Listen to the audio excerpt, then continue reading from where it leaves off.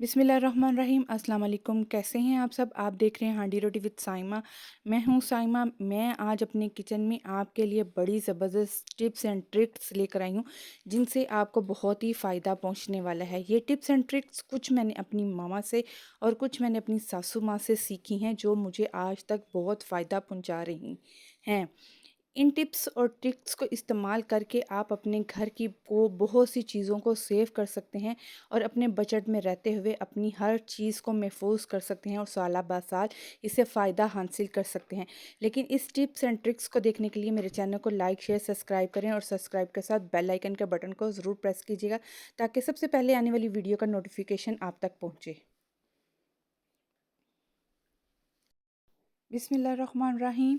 आज मैं आपके साथ अपने किचन में कुछ ऐसी टिप्स एंड ट्रिक्स शेयर करके बताऊंगी कि जिससे मुझे बहुत फ़ायदा पहुंचा और आज तक मुझे इसका इतना फ़ायदा पहुंचा है कि मैं दुआएं देती हूँ अपनी मामा को और अपनी सासू माँ को। ये टिप्स एंड ट्रिक्स वो भी अपने घर में अपनी फैमिली के साथ बहुत ज़्यादा आजमाती थी और बहुत कारआमद थी। सबसे पहली टिप्स ये है कि जब भी हम दूध बॉयल करते हैं तो मोटी मलाई नहीं आती और हम देसी घी या मक्खन नहीं निकाल पाते। इसकी पहली टिप ये है कि आप उसे दूध को अच्छी तरह बॉईल करें। बॉईल करने के बाद जब दूध ऊपर की तरफ उबलता है तो उसमें पानी का छटा अच्छी तरह एक छटा मारें और जब दूध उबलता हुआ दूध नीचे को बैठ जाएगा तो उसे फिर आप तकरीबन 20 से 25 मिनट के लिए हल्की आंच पर, दम वाली आंच पर उसे पकने दें। पकने के बाद उस पर मोटी बलाई आना शुरू हो जाएगी। जब फिर दूध 20 से 25 मिनट के बाद पक जाएगा, फिर आप उसे थोड़ी देर ठंडा करें। ठंडा करने के बाद आप उसे 3 से 4 घंटे या रात भर के लिए इसे फ्रिज में रखें और सुबह दूध इस्तेमाल करें। आप यकीन करें दूध के ऊपर से इतनी मोटी बलाई उतरेगी और एक दिन की बलाई से आप महीने का देसी घी निकाल सकते हैं। दूसरी मेरी टिप्स ये है कि अक्सर हम शादियों में ग्रीन टी पीते हैं और बहुत ही मज़ा आता है, लेकिन सर्दियों में हम इसे अपने घर में कैसे बनाएं, किस टेक्निक के साथ बनाएं और इसे सेव भी कर सकें। सबसे पहले मैंने 1 कप पानी लिया। ये रूम टेम्परेचर पानी है जिसमें मैंने 1 टेबल स्पून सौंफ और 3 से 4 अदद छोटी इलायची, 1 दालचीनी का टुकड़ा शामिल किया और सब्ज़ चाहे जो मैंने बाज़ार से ख़रीदी वो मैंने तकरीबन 2 से 3 चम्मच इसमें शामिल किया और इसे थोड़ी देर के लिए पकने के लिए छोड़ दिया। अब जब उसे बॉयल आ गया और अच्छी तरह उसने अपना रंग निकाल दिया, रंग निकालने के बाद मैंने इसमें तकरीबन 1 लीटर पानी शामिल किया। अब टेक्निक नंबर मेरी 2 ये है कि आप इसे जितनी अच्छी तरह इसे फेंट-फेंट के इसे पकाएँगे, आपका जो कहवा है वो बहुत अच्छी तरह बनेगा और यम्मी यम्मी बिल्कुल ग्रीन टी आपकी शादियों वाली घर पर रेडी हो जाएगी। है ना टिप नंबर काम की, बहुत ही फ़ायदेमंद। अब टिप नंबर मेरी 3 ये है कि जब हम इस चाय को पका लेते हैं तो इसे हम सेव कैसे करें ताकि हम जब सर्दियों में हमें हमारा पीने को दिल करे हम इसे घर पर आसानी से पी सकें। चाय के कहवे को आप ठंडा करें। ठंडा करने के बाद आप जो हम घर में अक्सर जो बोतलें आती हैं उसे फेंक देते हैं, वेस्ट कर देते हैं। आप उस बोतल में इस कहवे को डालें और फ्रिज में रखें और साल भर इसे इस्तेमाल करें।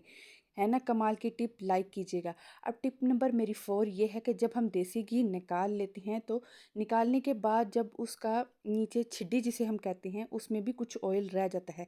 ऑयल हम दोबारा कैसे निकालें? अब मैं उसमें ठंडा पानी शामिल करूँगी। ठंडा पानी शामिल करने के बाद उसमें मैं क्या करूँगी, उसे तकरीबन 2 से 3 घंटों के लिए फ्रिज में रख दूँगी। फिर देखिएगा फिर उसमें और दोबारा से ऑयल आना शुरू हो जाएगा, घी निकलना शुरू हो जाएगा। उस घी को भी मैं निकाल कर इस्तेमाल कर लूँगी और जो पानी होगा, पानी से मैं आटा गूँदूँगी तो आप यकीन करें क्या ही कमाल होगा कि आपका आटा इतना ज़बरदस्त गूँध जाएगा कि आप खुद हैरान हो जाएँगे। आटा गूँथने से पहले जब मैंने आटा परात में डाला था तो पहले नीचे पानी डाला था, फिर मैंने ऊपर आटा डाल के इसी पानी से मैंने आटे को गूँधा था। आप यकीन करें जब आप इस आटे की रोटी बनाएँगे तो इतनी मज़े की और फ्लफ़ी अच्छी मज़ेदार चपाती बनेगी कि आप खुद हैरान हो जाएंगे। ससुराल में आपका नाम रोशन हो जाएगा। टिप नंबर 4 या 5 ये तो मैं भूल चुकी हूँ, आप खुद देख लीजिएगा। अब मेरी जो टिप है लास्ट वो ये है कि हम अक्सर सर्दियों में मिट्टी के बर्तन या मिट्टी की हंडिया, कढ़ाई, कोई भी मिट्टी का बर्तन इस्तेमाल करते हैं तो ये हमारे लिए बहुत ही फ़ायदेमंद है। घड़ा हो कुछ भी हो, इसे हम साल भर कैसे महफूज करें कि इस पे उल्ली भी ना लगे और ये टूटे भी ना। इसकी टिप ये है कि जब भी आप इस्तेमाल करने के बाद मिट्टी के बर्तन को रखते हैं कबर्ड में या कहीं भी अपने किचन में रखते हैं, उसे अच्छी तरह वॉश करें और खुश्क होने के लिए उसे 2-3 घंटों के लिए छोड़ दें। छोड़ने के बाद जब आप उसे रखते हैं अपनी अलमारी में, किचन कैबिनेट में रखते हैं, तो रखने से पहले मिट्टी के बर्तन में ऑयल को ग्रीस करें अच्छी तरह चारों तरफ। कुकिंग ऑयल या सरसों का ऑयल जो है, आप हाथों की बरस बुरश हाथों की मदद से या बुरश की मदद से उसे चारों तरफ लगा लें। लगाने के बाद अखबार ले लें या कोई भी पुराना कॉपी का पेज ले लें, उससे इस पतीली को अच्छी तरह कवर करें। आप यकीन करें, पतीली में ना ही उल्ली लगेगी और ना ही उसमें बड़े बड़े स्क्रैच आएंगे, और ये आप पतीली साला बाद साल इस्तेमाल करेंगी। ये टिप मेरी सासू माँ की है।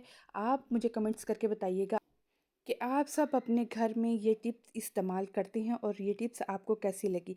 इसके साथ दें मुझे इजाज़त। जहाँ रहें खुश रहें, अल्लाह ताला की पनाह में रहें। अल्लाह ताला हम सब के रिज़्क़ में इज़ाफ़ा फ़रमाए, हम सब के कारोबार में बरकत अता फ़रमाए। अल्लाह हाफ़िज़।